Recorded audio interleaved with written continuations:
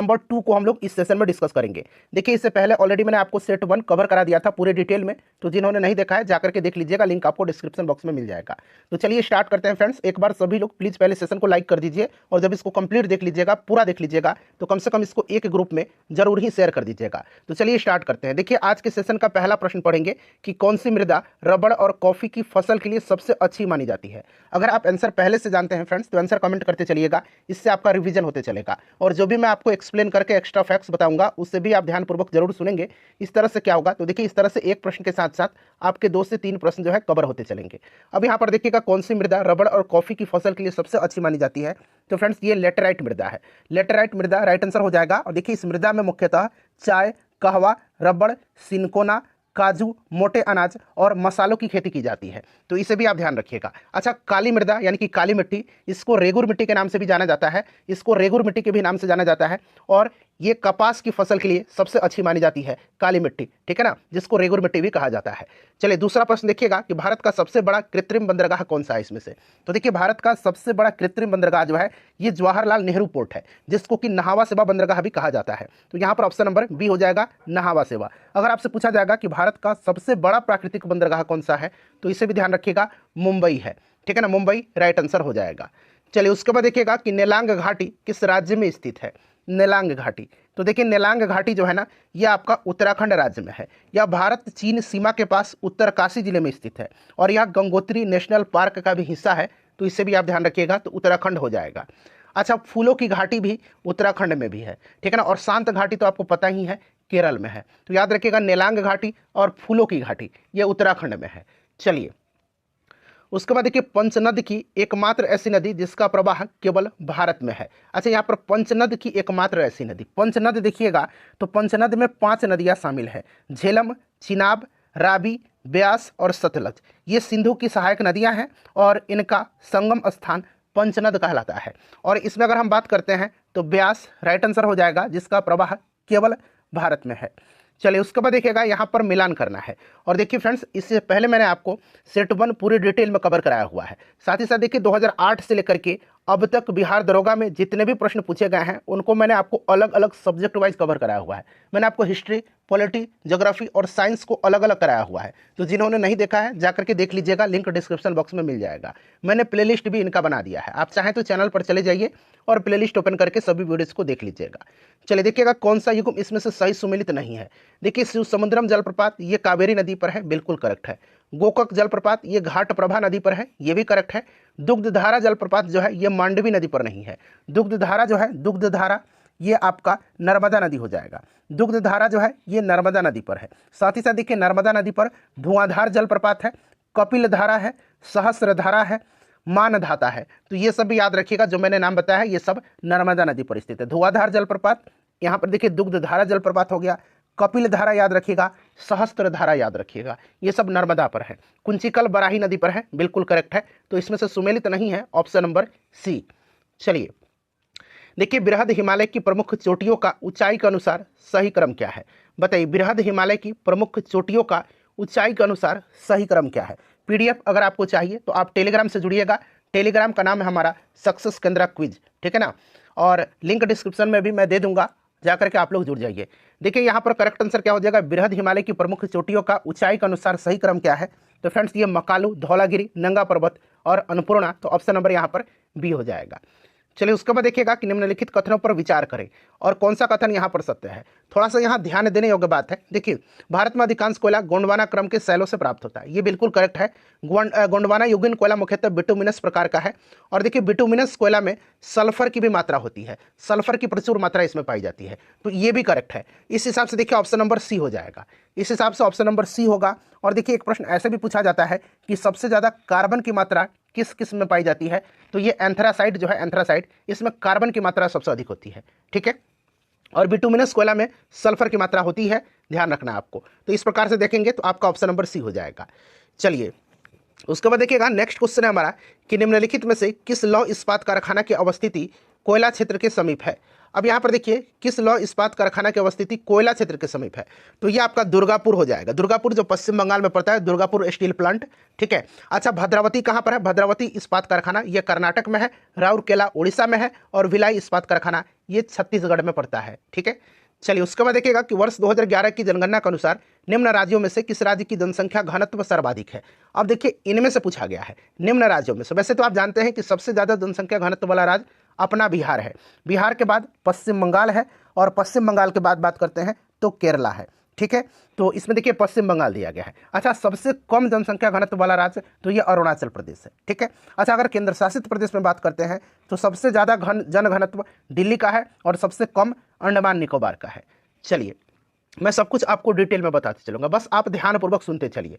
देखिए सौरमंडल में सर्वाधिक पलायन वेग वाला ग्रह कौन सा है? सर्वाधिक पलायन वेग तो ये बृहस्पति ग्रह का है। और देखिए एक प्रश्न पूछा जाता है सूर्य से दूरी के अनुसार ग्रहों का क्रम, तो सूर्य से दूरी के अनुसार अगर हम ग्रहों की बात करते हैं तो सूर्य से सबसे पहले नंबर पर बुध आता है, दूसरे नंबर पर शुक्र, तीसरे नंबर पर पृथ्वी आएगा। तो पूछा जाता है कि सूर्य से दूरी के अनुसार पृथ्वी का क्रम क्या है, तो बुध शुक्र पृथ्वी तीसरे नंबर पर है। पृथ्वी के बाद मंगल आता है, मंगल के बाद बृहस्पति आता है, यानी कि बृहस्पति 5वें नंबर पर है।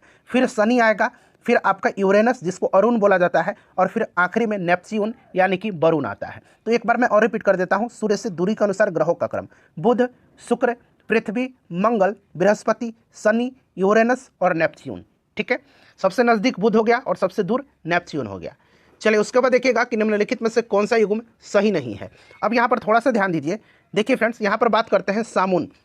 तो देखिए सामुन जो है ना, सामुन आपको ध्यान रखना है, यह ईरान और इराक के कुर्दिस्तान में चलने वाली स्थानीय हवा है, ठीक है ना। तो ये आपका अरब क्षेत्र नहीं होगा। बाकी देखिए सांता आना सही है, कैलिफोर्निया। ये हबूब जरूर याद रखिएगा, सूडान। बोरा इटली। और साथ ही साथ आपने खमसिन भी पढ़ा होगा, बिहार दरोगा में पूछा गया है खमसिन कहाँ की स्थानीय हवा है, तो ये इजिप्ट की यानी कि मिस्र की है। तो इसे भी आप ध्यान रखिएगा। कौन सा सुमेलित नहीं है, तो option number A right answer हो जाएगा, सामुन। उसके बाद एक सीमुम भी है, एक इसी तरह से मिलता जुलता नाम सीमुम भी है, सीमुम भी याद रखिएगा। सीमुम अरब के रेगिस्तान में चलने वाली गर्म और शुष्क हवा है, जिससे रेत की आंधी आती है और दृश्यता जो है, विजिबिलिटी, ये समाप्त हो जाती है। और एक सामल भी है, सामल। सामल जो है ना, ये भी ध्यान रखिएगा, ये इराक, ईरान और अरब के मरुस्थलीय क्षेत्र में चलने वाली गर्म, शुष्क और रेतीली हवा है, ठीक है। तो मैंने सीमुम बता दिया, सामल बता दिया, और सामुन भी मैंने आपको बता दिया, ठीक है। चलिए उसके बाद देखिएगा कि निम्नलिखित देशों में से किससे होकर के मकर वृत्त गुजरती है, मकर रेखा। तो देखिए मकर रेखा की अगर हम बात करते हैं तो ध्यान से सुनिएगा, मकर रेखा ये आपका 10 देश और 3 महादेश से गुजरती है। इसी प्रकार से भूमध्य रेखा की बात करते हैं तो भूमध्य रेखा 13 देश और ये भी 3 महादेश से होकर के गुजरती है, दोनों 3-3 महादेश से होकर के गुजरती है। और एक इंपॉर्टेंट क्वेश्चन है, कौन सा देश है जिससे होकर के मकर रेखा और भूमध्य रेखा गुजरती है, तो ये एकमात्र देश है ब्राजील, जिससे मकर रेखा भी गुजरती है और भूमध्य रेखा भी गुजरती है। तो ये प्रश्न आप ध्यान रखिएगा। यहाँ पर देखिए मकर वृत्त होकर के गुजरती है किससे, तो फ्रेंड्स ये चिली, उसके बाद देखिए मोजाम्बिक, और फिर आपका यहाँ पर नामीबिया हो जाएगा। तो राइट आंसर यहाँ पर 1, 2 और 4 हो जाएगा। चलिए उसके बाद देखिएगा कि निम्नलिखित कथनों पर विचार कीजिए। देखिए और असत्य नहीं है, यानी कि इसमें से सही कौन सा है ये आपको बताना है। असत्य नहीं है यानी कि सही कौन सा है।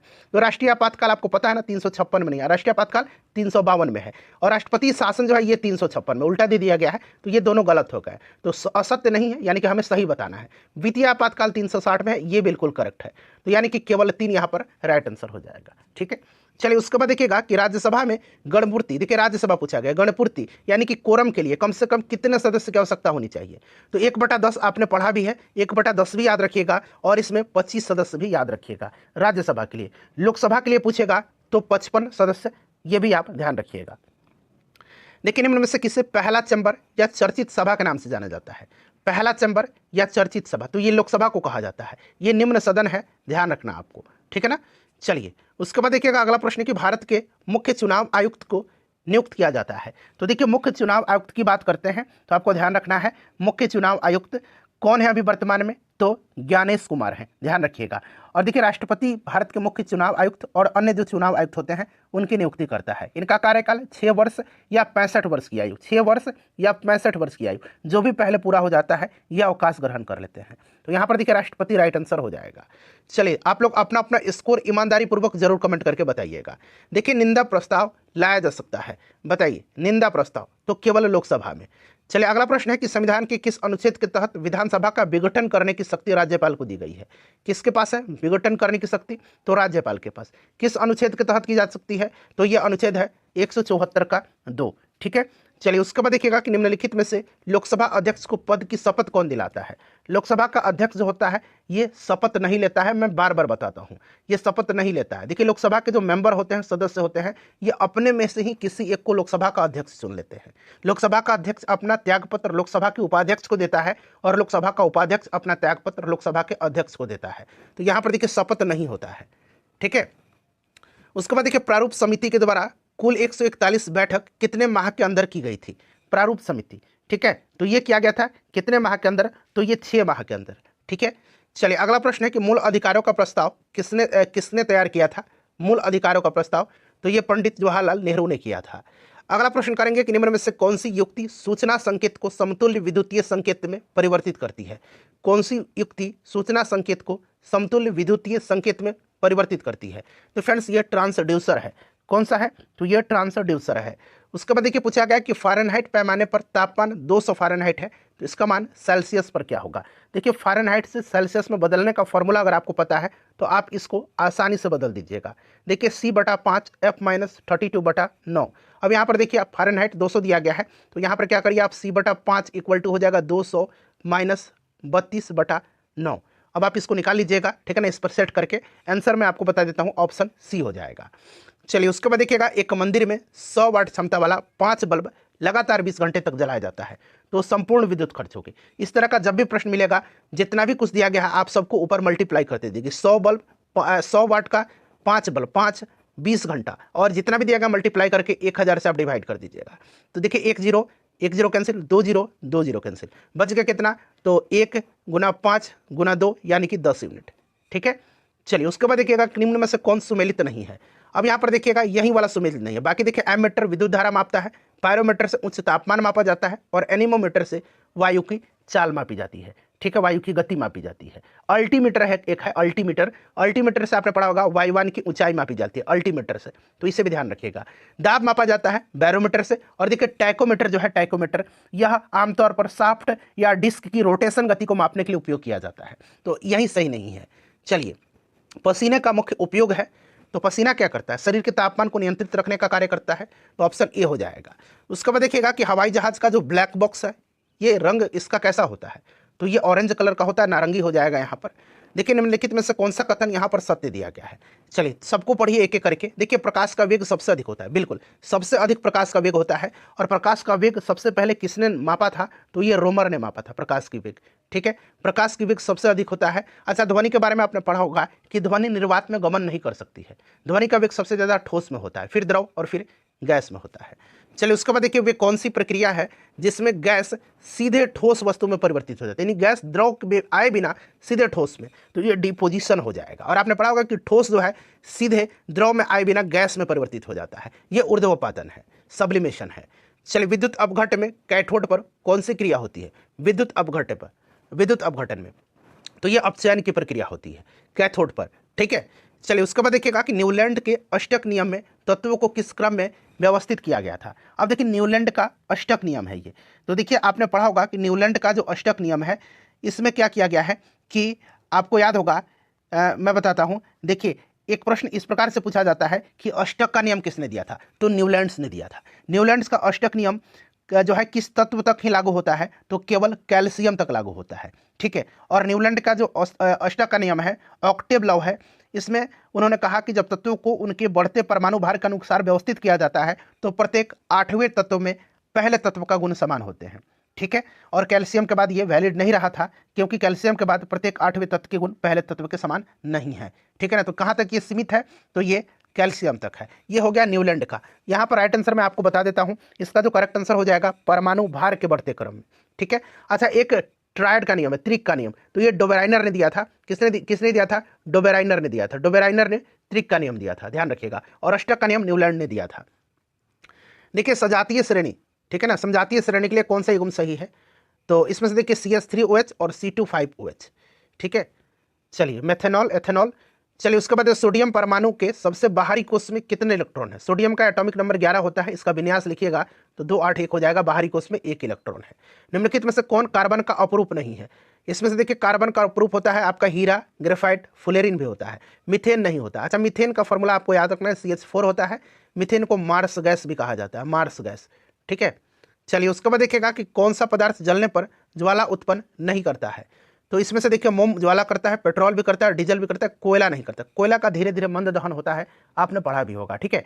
चलिए उसके बाद देखिए ट्रिप्सिन बदलता है। अब देखिए ट्रिप्सिन जो है ना, ये प्रोटीन को अमीनो एसिड में बदलता है, जिससे कि प्रोटीन का पाचन होता है, प्रोटीन का पाचन करता है ट्रिप्सिन, ठीक है। यह अग्नाशय से स्रावित होता है, एक प्रकार का एंजाइम है, ये सब ध्यान रखिएगा। और ये प्रोटॉन्स को पेप्टोन्स में बदलता है।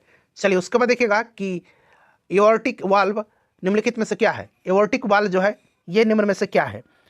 तो फ्रेंड्स ये आपका बाएं निलय तथा महाधमनी के बीच का वाल्व है ये, ठीक है। माहवारी चक्र में पुट्टिका प्रावस्था कितने दिन की होती है? तो फ्रेंड्स ये 10 से 12 दिन की होती है। नेक्स्ट क्वेश्चन है कि हेपेटोलॉजी संबंधित है, हेपेटोलॉजी, तो ये यकृत का अध्ययन, ध्यान रखिएगा। अच्छा, रुधिर का अध्ययन क्या कहलाता है? तो रुधिर का जो अध्ययन है यानी कि रक्त का अध्ययन, ब्लड का अध्ययन, ये हेमेटोलॉजी कहलाता है, ये हेमेटोलॉजी कहलाता है, ठीक है ना, हेमेटोलॉजी। तो ये भी ध्यान रखिएगा, रक्त का अध्ययन हेमेटोलॉजी, यकृत का अध्ययन हेपेटोलॉजी। देखिए एक वास्तविक फल जिसको कि सत्य फल बोला जाता है, निम्नलिखित में से किससे निर्दिष्ट होता है? वास्तविक फल क्या होता है? सत्य फल आम होता है, मक्का, अंगूर, ये सब वास्तविक फल है। अच्छा, आभासी फल में सेब, नाशपाती, ये सब आभासी फल होते हैं। इसमें क्या होता है? तो यहाँ पर हो जाएगा आपका कि जब पुष्प का केवल अंडाशय फल में विकसित होता है, ध्यान रखिएगा।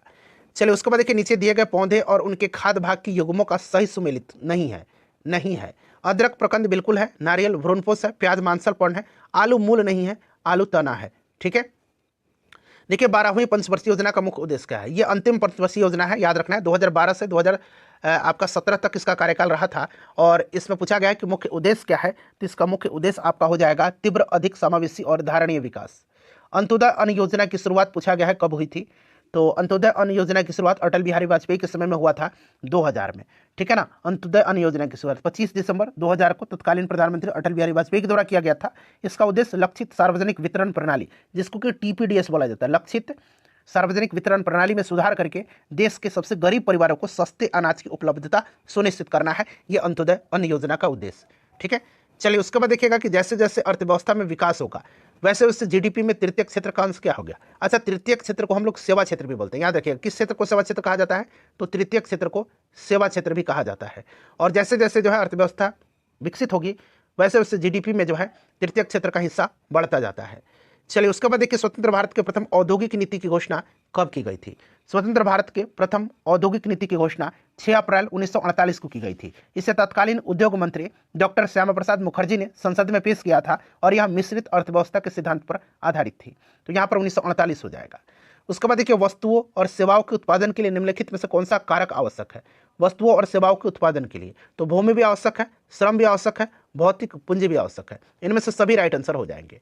उसके बाद देखिए भारतीय आयात निर्यात बैंक, जिसको कि हम लोग एक्जिम बैंक बोलते हैं, एक्सपोर्ट इंपोर्ट बैंक बोलते हैं ना, इसकी स्थापना हुई थी कब? ये पूछा जा रहा है। तो एक्जिम बैंक की स्थापना जो हुई थी ना, आपको ध्यान रखना है फ्रेंड्स, इसकी स्थापना हुई थी 1982 में, 1 जनवरी 1982 को, ठीक है। 1 जनवरी 1982 को। हेडक्वार्टर इसका मुंबई में है, मुंबई में इसका हेडक्वार्टर है, ठीक है।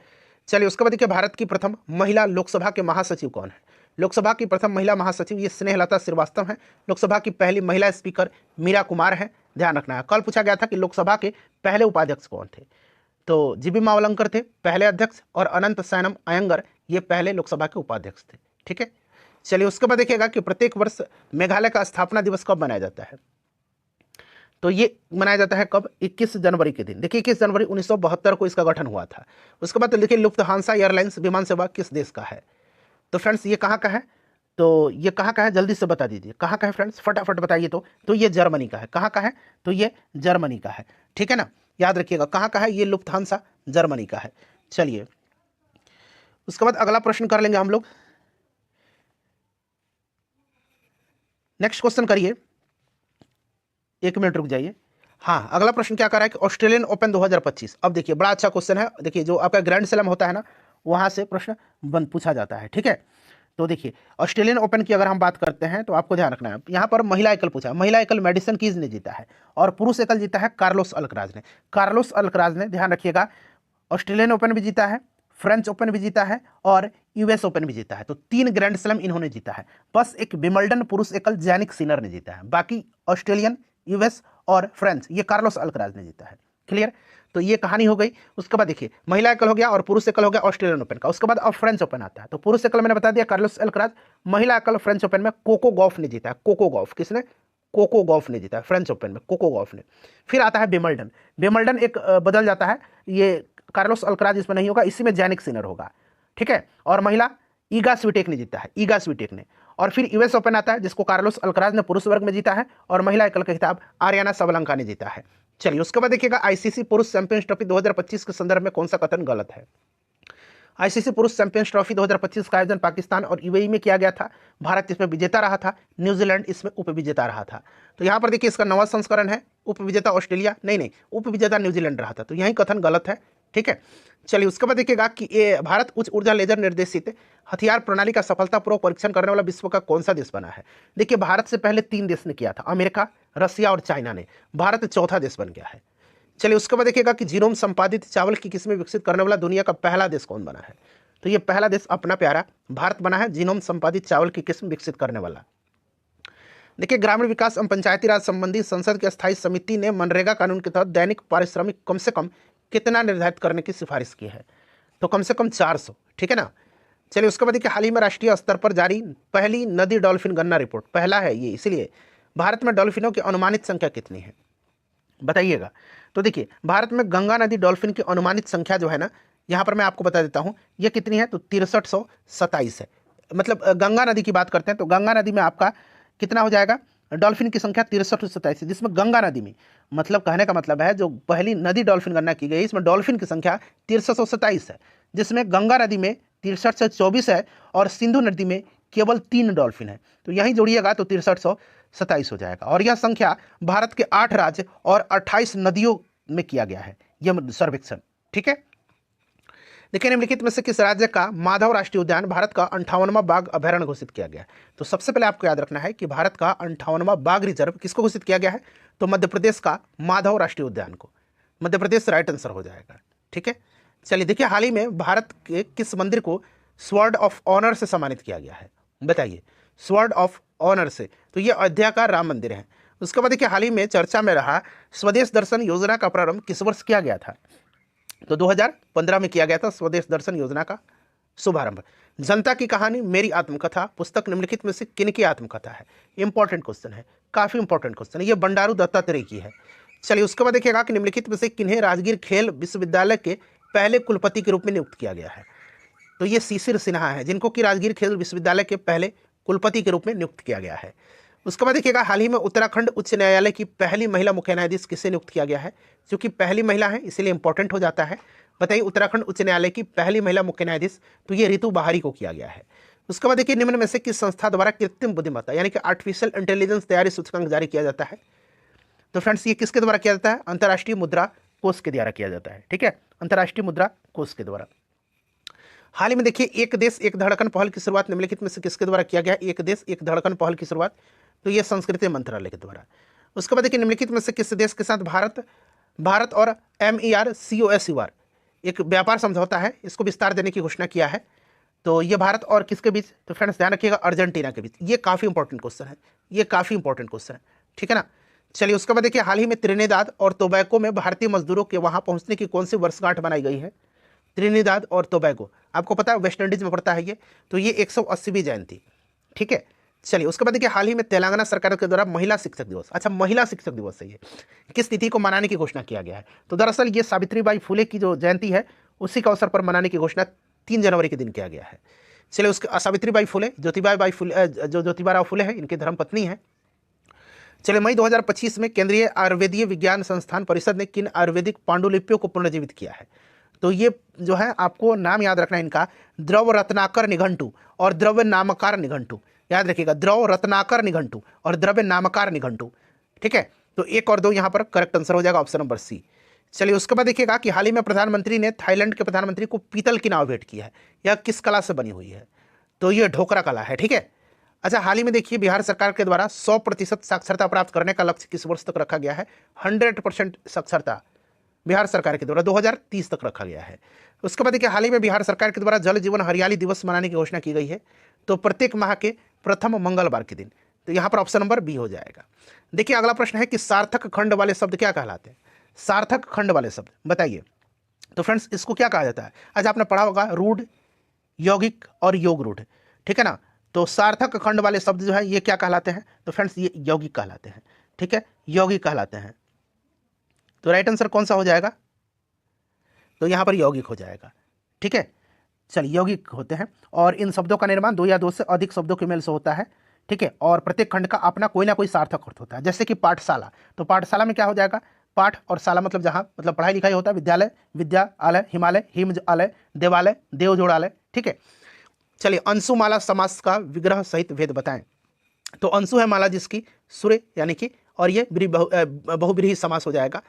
चलिए खाली स्थान दिया गया, बदलते क्या बदलिएगा? घर बदलिएगा, बार बार देश बदलिएगा नहीं, दरोगा बन जाएगा तो आप घूस लेने लगिएगा, तो देश कैसे बदलिएगा आप लोग? करवटें बदलिए, ठीक है। चलिए आजकल हम लोग भी जाते हैं अपने थाना वगैरह पर कोई काम वगैरह होता है, तो वहाँ देखा जाता है कि जब पढ़ाई के क्रम में हम लोग होते हैं ना, तो ऐसा लगता है कि पूरी दुनिया हम बदल देंगे। अरे महाराज आप वहाँ जाइए, गरीबों की समस्या को तो कम से कम सुनिए। तो नहीं, लगता है कि भाई आते आते पता नहीं कौन सी दवा इनको दिया जाता है कि पूरे सिस्टम में ये घुल मिल जाते हैं। चलिए खैर छोड़िए। चलिए उसके बाद देखिए change the sentence from direct speech to indirect speech, मतलब डायरेक्ट को इनडायरेक्ट में। He said to me you have been a great help to me. बताइए राइट आंसर क्या हो जाएगा यहाँ पर? सभी को पहले ध्यान से पढ़िए, थोड़ा सा समय लेकर के पढ़िए। तो यहाँ पर हो जाएगा ही told me that I had been a great help to him. I had been a great help to, me की जगह क्या है? हिम। तो ऑप्शन नंबर ए हो जाएगा। चलिए ट्रांसलेट करना इसको, दबे पाँव चलो, तो walk on the tip toes, ठीक है। उसके बाद देखिएगा ये आपका पैसिव वॉइस है, somebody must have taken my book. तो यहाँ पर हो जाएगा my book must have been taken by somebody, ठीक है। चलिए उसके बाद देखिए मिलान करना है। तो देखिए यहाँ पर प्रधोत है, तो आपको याद होगा कि बिंबिसार ने अपने राज्यवैद्य जीवक, यानी प्रश्न पूछा जाता है कि बिंबिसार के राज्यवैद्य का नाम क्या है? तो जीवक नाम था। तो बिंबिसार ने अपने राज्यवैद्य जीवक को अवंती के राजा प्रधोत की सेवा के लिए भेजा था, जब प्रधोत को पीलिया रोग हो गया था, जॉन्टिस हो गया था, ठीक है। तो प्रधोत अवंती के राजा थे, ठीक है। और जीवक जो थे ना, बाद में इनको बुद्ध की सेवा के लिए भी नियुक्त किया गया था। ये बुद्ध के भी चिकित्सक बने थे। और उदयन हो जाएगा आपका वत्स का, प्रसेनजित कौशल के और अजातशत्रु मगध के। तो यहाँ पर मिलाइएगा, राइट आंसर 3 2 4 1 होगा, 3 2 4 1, ठीक है। चलिए देखिएगा कि वैदिक देवता इंद्र के विषय में निम्नलिखित कथन पर विचार कीजिए और सही आंसर आपको चुनना है।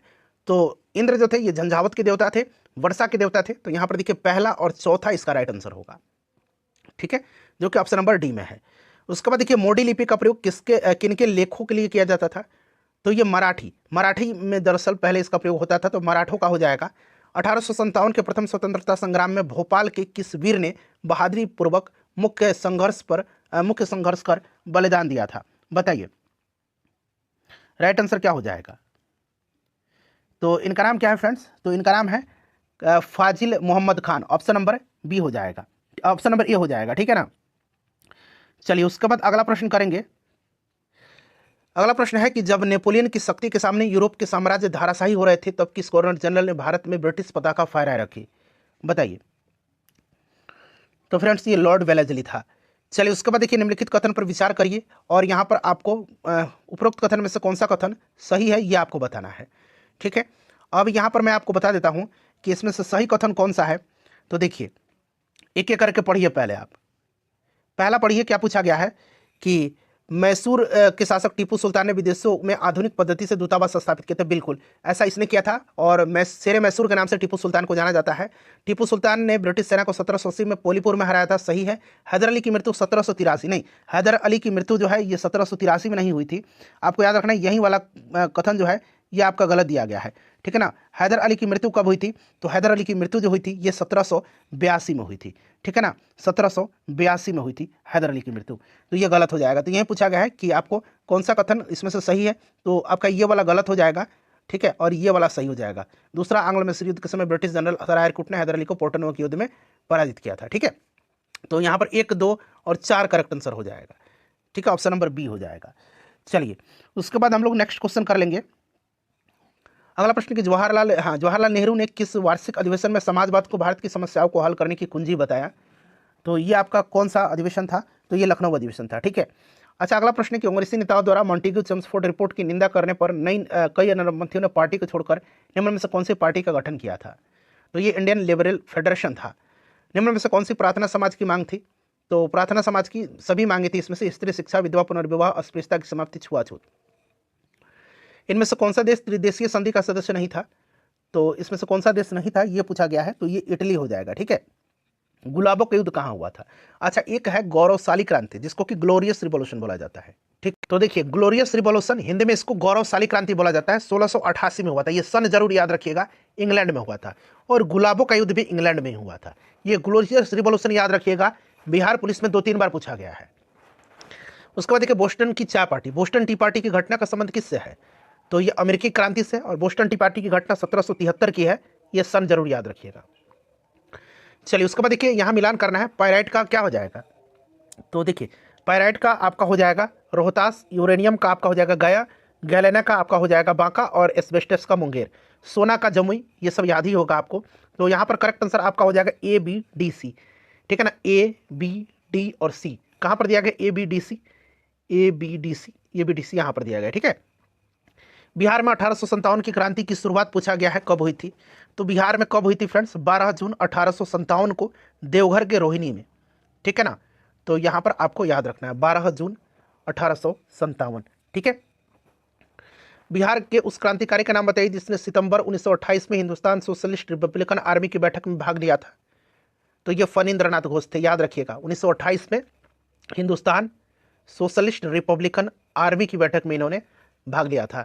उसके बाद देखिए यहाँ से मैथ और रीजनिंग के क्वेश्चन स्टार्ट हो रहे हैं। मैं इनका आंसर बता दे रहा हूँ। ठीक है, फटाफट आप लोग लगा लीजिएगा और प्रयास करिएगा, खुद से आप बन जाएगा। यहाँ पर देखिए 93 का मैंने 37 वर्ष बताया, इसका 565 हो जाएगा।